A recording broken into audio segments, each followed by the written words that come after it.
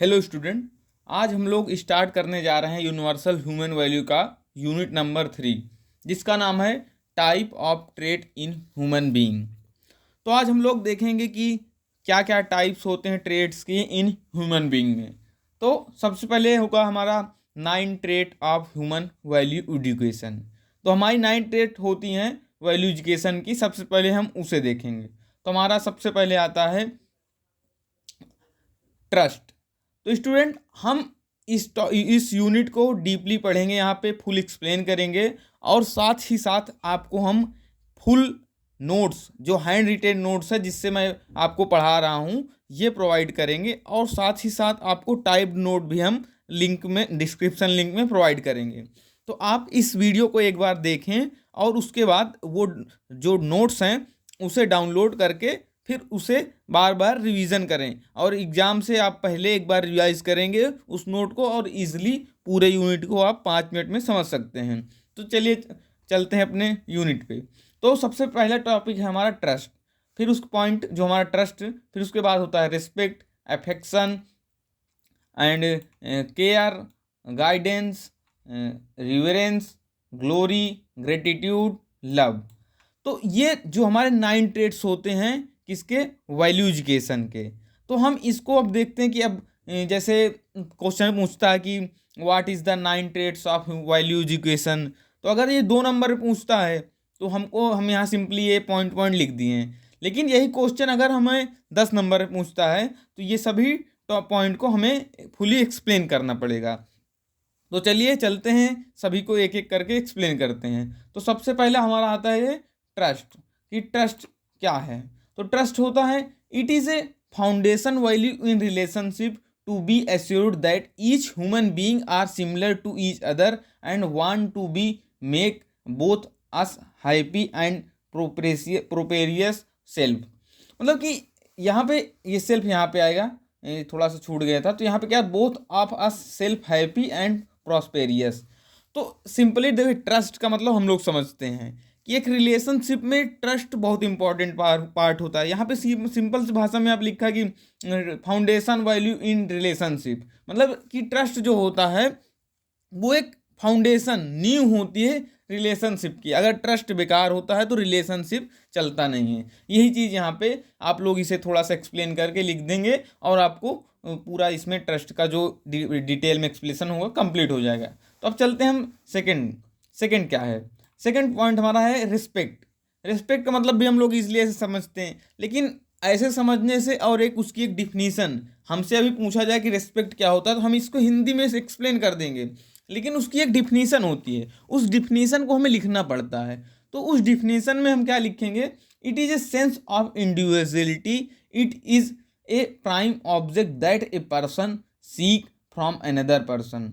मतलब कि ये ऑब्जेक्ट होता है, मतलब कि another, and respect mean right evaluation of a person on the basis of their own feature. कि एक इवेल्युएशन किसी पर्सन का किया जाता है। जैसे अभी हमारे जो टीचर्स होते हैं, जो हमारे कॉलेज या स्कूल के टीचर होते हैं, हम उनकी अलग एक रिस्पेक्ट रखते हैं। जो प्यून होता है उसकी अलग रिस्पेक्ट होती है, क्योंकि प्यून को कोई रिस्पेक्ट नहीं देता, लेकिन टीचर को रिस्पेक्ट देता है क्योंकि उसके फीचर के, उसका एक वो टीचर है और एक क्या है, प्यून है। तो इसके बेसिस पे हम लोग उसकी रिस्पेक्ट करते हैं। हमारे मदर फादर, हम उनको अनदर रिस्पेक्ट करते हैं, लेकिन बाहर के लोग होते हैं उनको हम अदर रिस्पेक्ट करते हैं। तो वो फीचर, वो हमारे माता पिता हैं, तो हम उनकी रिस्पेक्ट अनदर टाइप से करते हैं।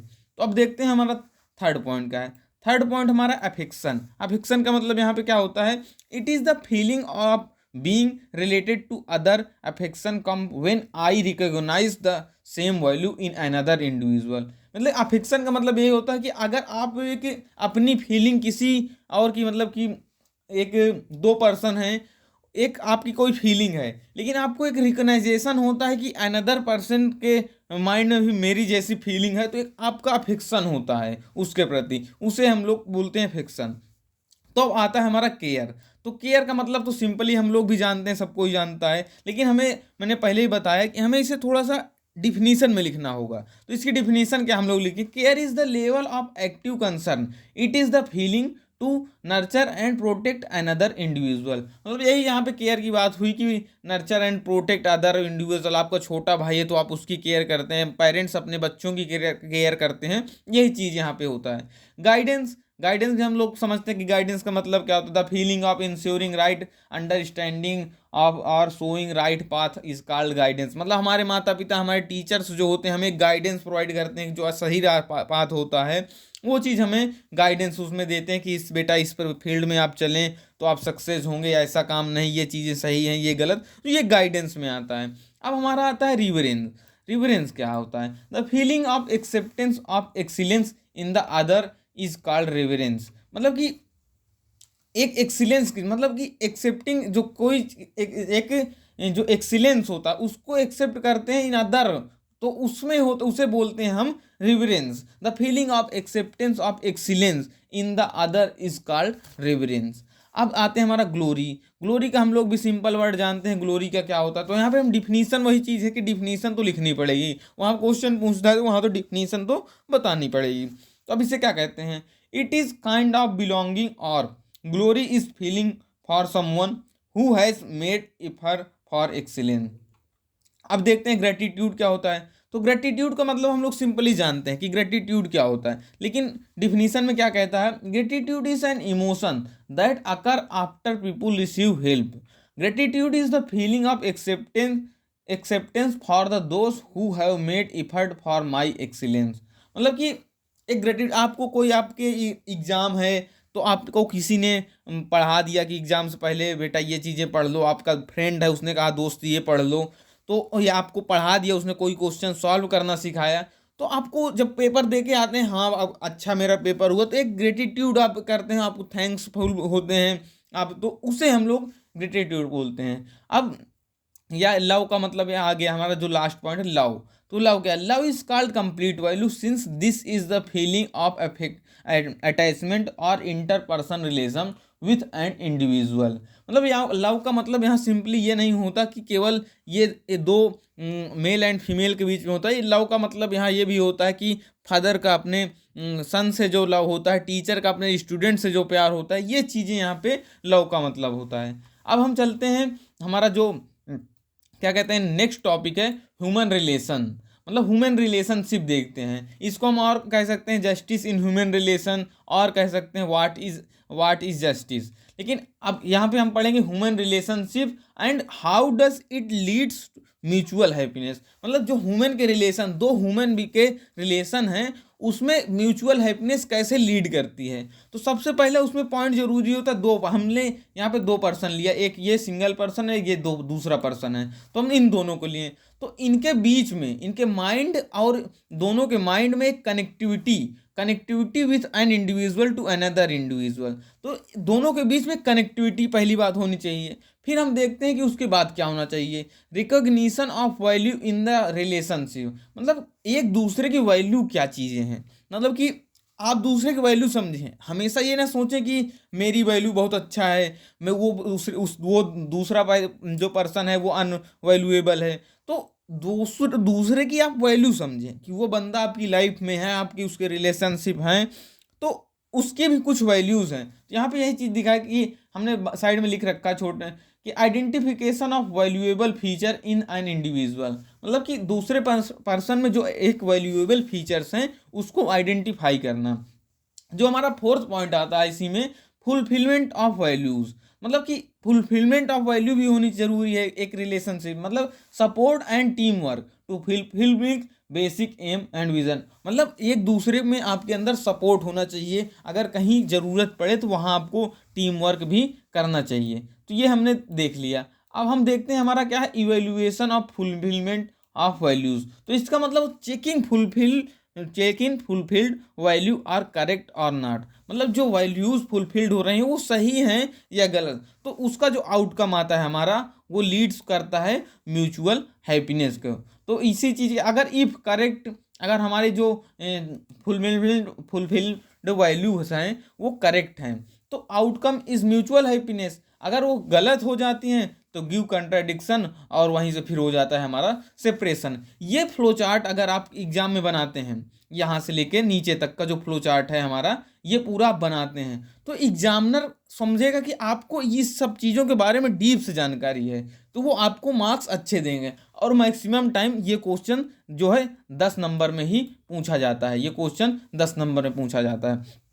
तो हम चलते हैं, आगे बढ़ते हैं। तो इसमें आपको एक छोटी सी डिफिनीशन भी प्रोवाइड करनी पड़ेगी इस फ्लो चार्ट के बाद, या फ्लो चार्ट के पहले आप लिख सकते हैं। तो इसमें क्या दिया गया है कि human relationship deals with connectivity with an individual to another individual through mind. मतलब जो रिलेशनशिप डील करता है कनेक्टिविटी को, वो थ्रू माइंड कनेक्टिविटी होता है। आपके जितनी भी कनेक्टिविटी होती है वो माइंड के थ्रू होती हैं। ये कि अगर आपके पास माइंड नहीं होता तो ये जो कनेक्टिविटी, जो रिलेशनशिप्स हैं मदर फादर, या मदर एंड सन का, टीचर एंड स्टूडेंट का, एंड दो पर्सन्स किसी का भी रिलेशन है, वो चीज़ अगर माइंड नहीं होता वो चीज़ें नहीं होती। तो अब यहाँ पे क्या लिखना है कि recognition analysis fulfilment leads to mutual happiness. मतलब कि recognition analysis fulfilment leads to मतलब mutual happiness, and contradiction according to the sense right and wrong. तो ये चीज़ें हमारे यहाँ पे लिखना है। तो अब हम आगे बढ़ते हैं, हमारा नेक्स्ट टॉपिक क्या कहता है। नेक्स्ट टॉपिक हमारा है respect and disrespect in relationship. मतलब कि रिस्पेक्ट और डिसरिस्पेक्ट क्या होता है इन रिलेशनशिप में, ये चीज़ को हमें यहाँ पे डिफाइन करना है। तो हम यहाँ पे डिसरिस्पेक्ट को जो है ना एक डिफ्रेंसिएशन से, मतलब आप हम इसको एक उसको बोलते हैं कि डिसरिस्पेक्ट अगर आप किसी करते हैं तो वो एक डिफ्रेंसिएशन क्रिएट करता है, उसी के थ्रू हमने यहाँ पे छोटा सा लिख रखा है डिफ्रेंसिएशन डिसरिस्पेक्ट को आप कह सकते हैं। तो रिस्पेक्ट का मतलब यहाँ पहले हम समझते हैं, यहाँ पे रिस्पेक्ट का मतलब लिखा क्या है। Respect mean right evaluation of a person on the basis of their own feature. मतलब आप किसी को रिस्पेक्ट दे रहे हैं तो उसके ओन फीचर। अब ऐसा नहीं कि एक आपका टीचर है आप उसको रिस्पेक्ट ही नहीं देते हैं, जैसे वैसे आपने अपने दोस्तों जैसे लैंग्वेज उनसे बात कर रहे हैं, तो ये चीज़ें डिसरिस्पेक्ट हो जाता है। लेकिन रिस्पेक्ट क्या होता है कि उनके आप वो टीचर हैं, उनके फीचर्स, वो टीचर्स की पोस्ट पे हैं तो उनके कुछ फीचर्स हैं, तो उनके फीचर्स पे आप उनको इवेल्युएट करके उनको एक रिस्पेक्ट देते हैं, ये चीज़ यहाँ पे कहता है। तो यहाँ का हम दूसरा टॉप पॉइंट देखते हैं, respect for other individual generate right evaluation which lead mutual fulfilment. ये चीज़ें हम यहाँ पे देखेंगे। ये सब चीज़ें देखिए बहुत ही नॉर्मल लैंग्वेज मैंने लिख रखा है, यहाँ पे कोई टफ लैंग्वेज का यूज़ नहीं है। तो आप सिंपली ये चीज़ पढ़ें और आप एग्जाम में सिंपली इसको बिना प्रॉब्लम के लिख सकते हैं। तो अब थर्ड पॉइंट हमारा क्या कहता है, mutual fulfilment create sense of respect among people. मतलब म्यूचुअल फुलफिलमेंट जो होता है वो क्रिएट करता है रिस्पेक्ट एमंग द पीपल्स। अब देखते हैं हमारा डिसरिस्पेक्ट में क्या क्या पॉइंट्स है। डिसरिस्पेक्ट में देखें, डिसरिस्पेक्ट और डिफरेंशिएशन, लैक ऑफ अंडरस्टैंडिंग। मतलब अंडरस्टैंडिंग आप दो की भी नहीं रहेगी, जैसे आप उन्हें अंडरस्टैंड नहीं कर रहे हैं कि ये टीचर्स हैं, ये आपके फादर हैं, ये आपके मदर हैं, तो वहाँ पे आप रिस्पेक्ट नहीं कर पाते हैं। तो यही चीज़ यहाँ पे हम यहाँ पे सिंपली लिखे हैं, डिसरिस्पेक्ट और डिफरेंशिएशन, लैक ऑफ अंडरस्टैंडिंग। अब differentiation can be taken gender basis, generation gap, post struggle, skin colour. बहुत से लोग जेंडर वाइज का बोल देते हैं कि ये नहीं, ये क्या, मतलब अभी मैं यहाँ पे किसी एक पर मैं जेंडर का बेसिकली नहीं कहूँगा कि आप, कुछ लोग बोलते हैं ना कि नहीं गर्ल्स के रिस्पेक्ट नहीं करते हैं, कुछ लोग गर्ल्स होती हैं जो बॉयज़ की रिस्पेक्ट नहीं करते हैं, तो वो जेंडर वाइज रिस्पेक्ट यहाँ पे डिफ्रेंसिएशन कहलाता है। अब जनरेशन गैप, तो एक जनरेशन गैप जो होता है मतलब कि जो एक आने वाली जनरेशन है जो अपनी, जैसे हमारे जो एल्डर्स लोग मतलब जो हैं आपने कुछ छोटे आपने से छोटे हैं, आपने उनका रिस्पेक्ट नहीं कर रहे हैं, कुछ लोग होते आपसे बड़े हैं वो आपकी रिस्पेक्ट नहीं करते हैं। तो ये जो जनरेशन गैप होता है इसके भी आपने अपने कॉलेज में होते हैं तो आप अपने जूनियर की रिस्पेक्ट नहीं करते हैं, लेकिन सीनियर जो जूनियर होता है वो सीनियर की रिस्पेक्ट तो करता ही है। तो इसी में हम जनरेशन गैप डिफरेंशिएशन बोल सकते हैं।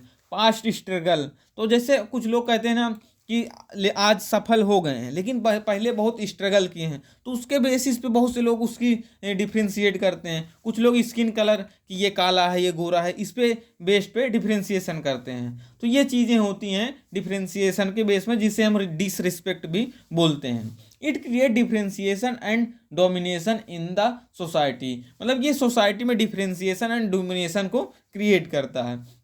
एंड रिस्पेक्ट में ये एक और पॉइंट देखते हैं हम, respect create mutual harmony which respect prosperity and happiness, मतलब रिस्पेक्ट जो क्रिएट करता है म्यूचुअल हार्मनी भी क्रिएट करता है। It create transparency in society, अब ट्रांसपेरेंसी तो क्रिएट होगी, अगर एक दूसरे की आप रिस्पेक्ट करते हैं तो ट्रांसपेरेंसी भी जो है सोसाइटी में आपकी क्रिएट्स होती हैं। अब डिसरिस्पेक्ट में भी होता है, disrespect create contradiction and negativity, मतलब आप किसी की रिस्पेक्ट नहीं करेंगे तो एक उसके प्रति आपका प्रति जो होगा नेगेटिविटी तो क्रिएट होगी ही।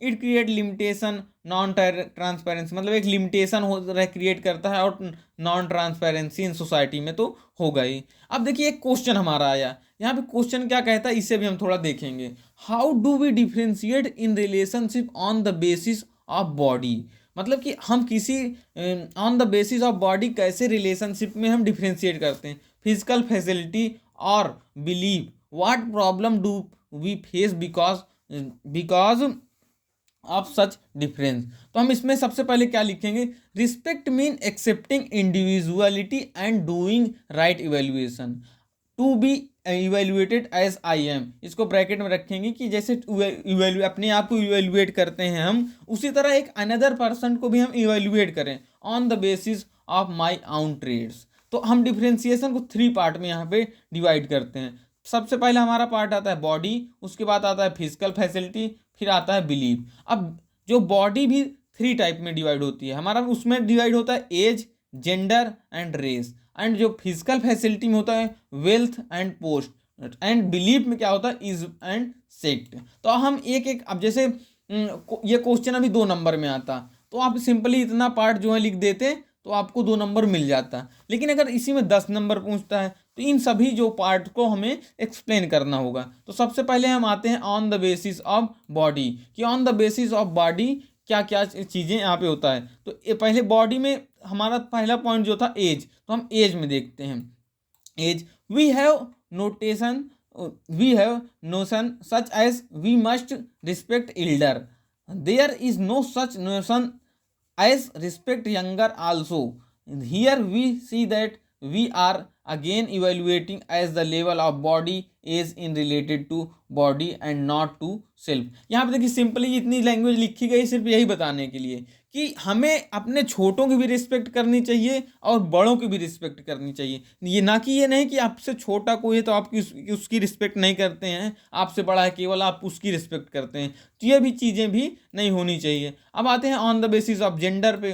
तो जेंडर के बेसिस क्या होता है, we ignore that the fact that being male or female is an attribute on body and not an attribute of self। Example, society prefer male child than female, मतलब कि यहाँ पे क्या होता है जेंडर वाइज। अब जैसे अब तो थोड़ा कम हो गया, पहले क्या होता था कि लोगों के यहाँ अगर जो मेल चाइल्ड की बर्थ नहीं होता था तो वहाँ पे लोग उनको डिफ्रेंशिएट करते थे। किसी लेडी के पास अगर बॉयज़ नहीं, उसका जो किसी लेडी के पास अगर बच्चे, उसका जो सन नहीं रहता है तो उसको लोग अलग ही नज़रिए से देखते हैं। तो ये चीज़ें यहाँ पे नहीं होनी चाहिए। ये सब चीज़ें अब तो बहुत कम हो गया है, अब तो मेल और फीमेल दोनों को एक इक्विवेलेंस की नज़र से देखा जाता है। लेकिन कुछ कुछ जगहों पे है ये चीज़ें, ज़्यादातर अभी विलेज में हैं। तो अब देखते हैं रेस का यहाँ पे क्या मतलब है। If the person is of the same race as oneself then we treat them differently. Example, white, brown, black skin colour, मतलब हम लोग एक अभी बोलते हैं कि एक कोई सांवला कलर का है तो हम उसे बोलते हैं ये काला आ गया, कोई गोरा आ गया यार बहुत ही अच्छा ये दिख रहा है। तो ये चीज़ें, इसे हम डिफ्रेंशिएशन में आता है हमारा रेस में। तो ये चीज़ें होती हैं, लेकिन मेरे ख्याल से ये सब चीज़ें तो नहीं होनी चाहिए अपनी सोसाइटी में, सभी को एक नज़रिए से देखना चाहिए। अब हम आते हैं इसी में जो डिफ्रेंशिएशन हमारा है फिजिकल फैसिलिटी के बेस पे। फिजिकल फैसिलिटी के बेस पे जो है on the basis of physical facility, तो इसमें हमारा आता है पहला वेल्थ, मतलब आपके पास मनी, आपके पास कितना पैसा है, कितनी प्रॉपर्टी है, ऑन इसके बेसिस पे लोग डिफ्रेंशिएट करते हैं। तो we differentiate people on the basis of money, what we turn as rich person get idealise. आज के नज़र में कि आपको अभी बोलेंगे कि आप मुकेश अंबानी जी की बात करें तो तुरंत आपके जो माइंड्स में है कि अलग रिस्पेक्ट जनरेट होती है, अरे ये तो इंडिया का रिचेस्ट पर्सन है। ये इलोन मस्क की बात की जाए, अरे ये तो रिचेस्ट वर्ल्ड पर्सन है। तो ये सब चीज़ें एक अलग ऑन द बेसिस ऑफ एक डिफ्रेंशिएट लोग करते हैं। तो पोस्ट एंड पोजीशन के बेस पे, जैसे कि अभी अगर कोई कलेक्ट्रेट के पोस्ट पे है तो उसके प्रति एक अलग रिस्पेक्ट होती है, और अगर कोई एक प्यून के पोस्ट पे है तो उसके अलग यही चीज़ होती है। तो we try to respect on the basis of person, position, organisation. The post is wrongly evaluated as a mark of person excellence and differentiation sets in। देखिए यहाँ पे सिंपली वही चीज़ें बता दी गई हैं। अब ये सब चीज़ें आपको एक बार ये वीडियो पूरा देखिए जो चीज़ें मैं बता रहा हूँ, फिर उसके बाद आप नोट्स डाउनलोड कीजिए और नोट्स से रिवाइज करिए एक बार।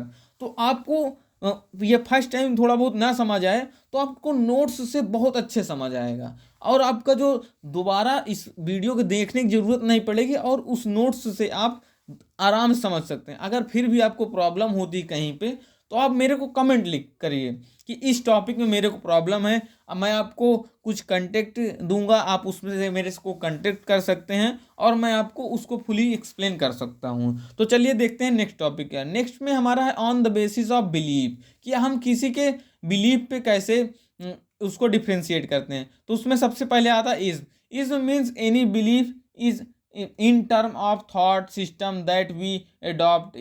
तो एग्जाम्पल हमारा होता है कैपिटलिज्म, सोशलिज्म, कम्युनलिज्म। तो ये सब चीज़ों से हम लोग डिफ्रेंशिएट करते हैं। दूसरा हमारा होता है सेक्ट।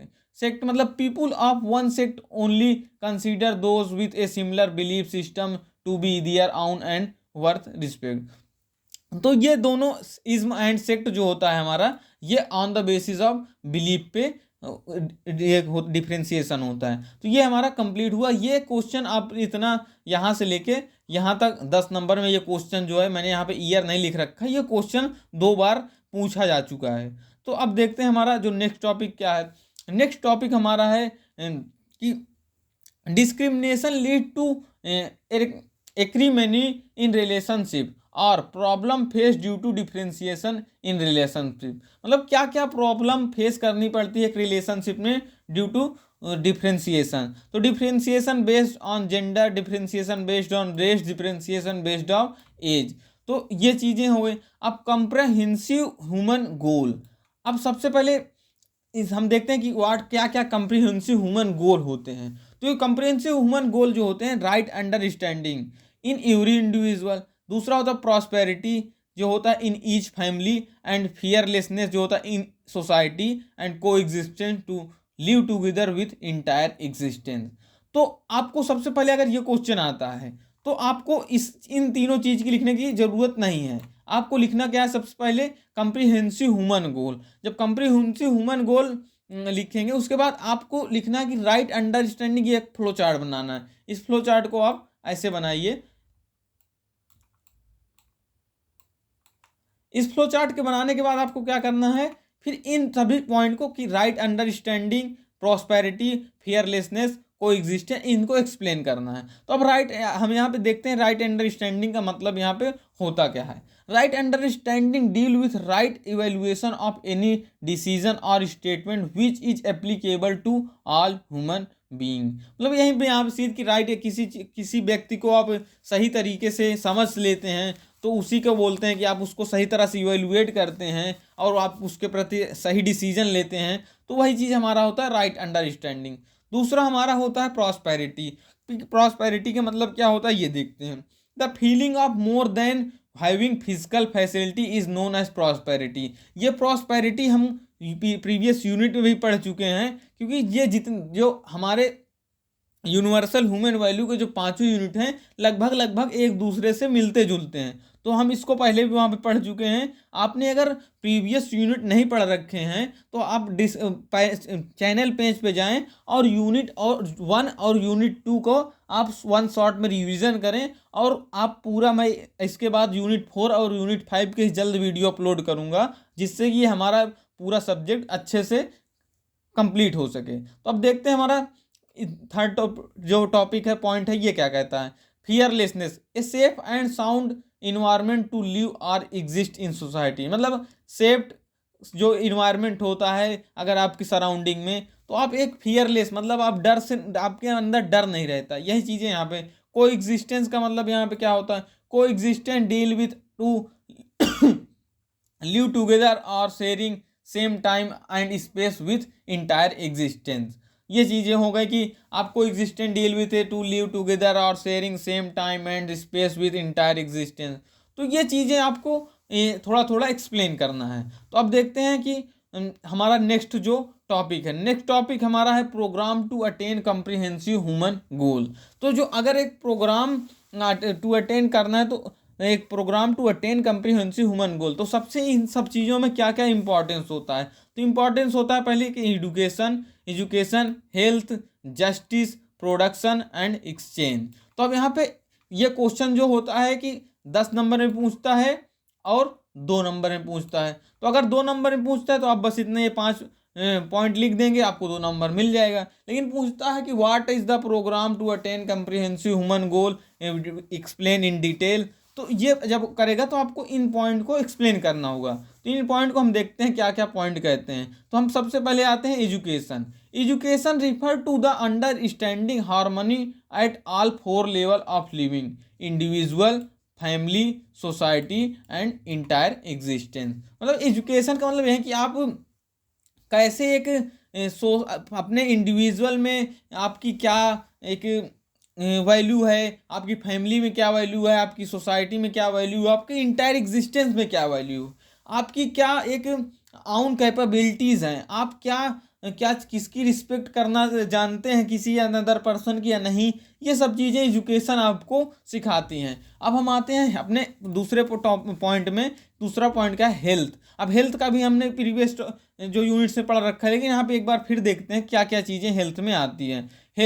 हेल्थ का मतलब leads well being the body and mind and correct identification of need individually. अब इसको हम एक और लिख सकते हैं, जो हमने यूनिट नंबर 2 में डिफिनीशन लिख रखी है कि when all the part of your body performing its actual capability, तो उसे हम या एक्सपेक्टेड कैपेबिलिटी, तो उसे बोलते हैं हेल्थ। हेल्थ जो हमारे टाइप्स होता है, mental health, physical health and social health. अब उसके बाद हम आते हैं जस्टिस। जस्टिस का मतलब हम भी हिंदी में जानते हैं क्या होता है, लेकिन हमें एक थोड़ा सा डिफिनीशन यहाँ पे लिख रखी है कि ensuring justice in relationship means mutual fulfilment on the basis of value. मतलब कि आपके रिलेशनशिप में जस्टिस तो इम्पोर्टेंस है ही है। ये नहीं कि आप दूसरे को जस्टिस नहीं दे रहे हैं, आप कुछ भी करते हैं अपने मन की, ये चीज़ें भी नहीं होती हैं। अगर ये चीज़ें आप दोनों को जस्टिस मिलता रहता है तो म्यूचुअल फुलफिलमेंट भी होता है, वो चीज़ें। अब आता है हमारा नेक्स्ट जो पॉइंट है, प्रोडक्शन। तो प्रोडक्शन क्या कहता है, production lead to manufacturing of physical facility for comfortable life, survive and product output. हमारा जो लास्ट पॉइंट है वो है exchange. Exchange refer to the sharing of all the productive things between the society and individual in the terms of product, service and the money. अब जैसे आज के समय में ये चीज़ें बंद हो गई, लेकिन जो पहले के समय में क्या था, लोग सामान के बदले सामान देते थे। आज तो हर चीज़ पैसा हो चुका है। आपको कुछ चीज़ चाहिए तो आपके पास पैसा है तो आपको वो मिल जाएगा। लेकिन आज से कुछ सालों पहले जो क्या होता था कि पैसे से चीज़ें नहीं मिल पाती थी, कहीं कहीं जगह आपको सामान के बदले ही सामान मिलता था। तो यही चीज़ यहाँ पे रिफर करता है एक्सचेंज। तो अब यहाँ पे हम देखते हैं हमारे कुछ हमने 2 नंबर के क्वेश्चन यहाँ पे लिख रखे हैं। तो explain the problem face due to the differentiation in relationship, ये चीज़ें यहाँ पे आंसर मैंने लिख रखा है, इसको आप देख लेंगे। एंड फिर उसके बाद आपको इसको अगर थोड़ा सा एक्सप्लेन 10 नंबर में पूछता है तो आपको ये लिखना होगा, differentiation based on gender, differentiation based on age, wealth, post, ism and sex. थोड़ा इसको भी एक्सप्लेन करना होगा, इस जो कि हमने पहले यहाँ पे ऊपर एक्सप्लेन कर रखा है। तो ये चीज़ें हो गई। अब उसके बाद क्वेश्चन आता है हमारा कि why trust is called foundation value in a relationship. तो इसको भी आपको एक्सप्लेन करना होगा। ये 10 नंबर के क्वेश्चन रहते हैं ज़्यादातर। अब ये हमने आपसे पहले ही बोल रखा था कि हम आपको hand written note as well as PDF note important question भी प्रोवाइड करेंगे। तो ये हमारा आ जाता है इंपॉर्टेंट क्वेश्चन। ये सब क्वेश्चन जो हमारे हैं ये आपके जो नोट्स हैं डिस्क्रिप्शन बॉक्स में उसमें अवेलेबल हैं। तो तो आपको ये चिंता करने की बात नहीं कि ये चीज़ें कहाँ से मिलेंगी। आप डिस्क्रिप्शन बॉक्स में जाएं और वहाँ से नोट्स डाउनलोड कर लें। अगर आपको ये वीडियो पसंद आ रही है तो इसको अपने दोस्तों में शेयर करें। अगर पसंद नहीं भी आ रही है, आपको किसी टॉपिक में आपको लग रहा है कि ये टॉपिक सही तरह से नहीं समझाया गया है, तो आप मुझे कमेंट करें। मैं कमेंट करूँगा, कमेंट को पढ़ूंगा और मैं उस में और ज़्यादा सुधार लाने की कोशिश करूँगा, जिससे कि मैं आपको एक अच्छा कंटेंट प्रोवाइड कर सकता हूँ। तो चलिए मिलते हैं नेक्स्ट वीडियो में। आज के लिए बस इतना ही।